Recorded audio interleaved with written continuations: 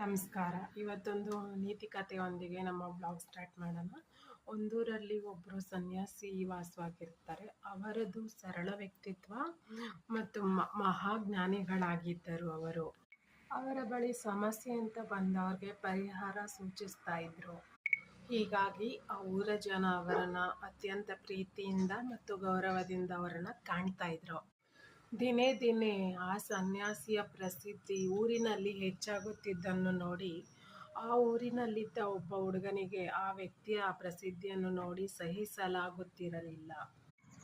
ಏನಾದರೂ ಮಾಡಿ ಸನ್ಯಾಸಿ ಕಪಟಿ ಮತ್ತು ಸುಳ್ಳುಗಾರ ಅಂತ ಪ್ರೂವ್ ಮಾಡಬೇಕು ಅಂತ ಅವನು ಉಪಾಯ ಹುಡ್ದ.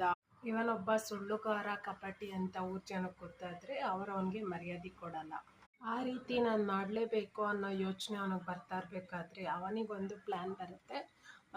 ಅವನು ಒಂದು ಗುಬ್ಬಿಯನ್ನು ಮುಷ್ಟಿಯಲ್ಲಿ ಹಿಡಿದು ಆ ಗುಬ್ಬಿಯ ಹಿಂದೆ ಕೈಗಳನ್ನು ಕಟ್ಟಿ ಲಾಕ್ ಮಾಡಿ ಆ ಸನ್ಯಾಸಿ ಹತ್ರ ಹೋಗಿ ಕೇಳ್ತಾನೆ, ಹೇ ಸನ್ಯಾಸಿ, ನೀನು ಭವಿಷ್ಯವನ್ನು ನುಡುತ್ತೀಯಂತಲ್ಲ, ಈ ಮೂರ್ಖ ಜನರು ನಿನ್ನ ಹತ್ರ ಬಂದು ಸಲಹೆ ಕೇಳ್ತಾರಲ್ಲ, ಈಗ ಹೇಳು ನೋಡೋಣ, ನನ್ನ ಕೈಯ ಬಳಿ ಹಿಂದೆ ಒಂದು ಗುಬ್ಬಿ ಮರಿ ಇದೆ, ಅದು ಬದುಕಿದೆಯೋ ಸತ್ತಿದೆಯೋ ಹೇಳು ನೋಡೋಣ ಅಂತ ಆ ಯುವಕನು ಸನ್ಯಾಸಿಯನ್ನು ಒಂದು ವೇಳೆ ನೀನು ಹೇಳಿದ್ದು ಸುಳ್ಳಾದರೆ ಈ ಊರನ್ನು ಬಿಟ್ಟು ನೀನು ಹೋಗಬೇಕೆಂದು ಅವನು ಸನ್ಯಾಸಿಗೆ ಹೇಳುತ್ತಾನೆ.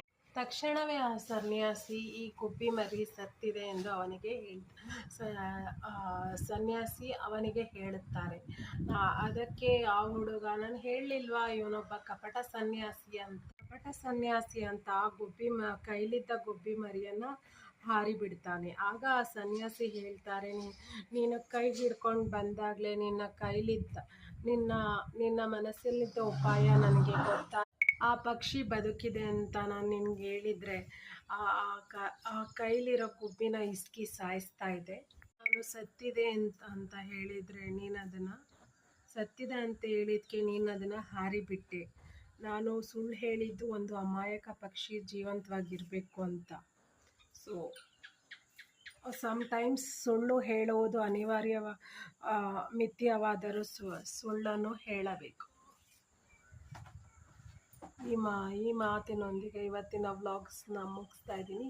Hi bye. ಸುಮಾ.ಚುಮ್ಮಿ signing off. Bye, take care, bye. ಇದೇ ಥರ ನಾವು ಕೂಡ ಸೋಲಿಗಿಂತ ಮಾನವೀಯತೆಯೇ ಮುಖ್ಯ ಎಂದು ಮರೆಯಬಾರದು ಅಲ್ವಾ ಫ್ರೆಂಡ್ಸ್.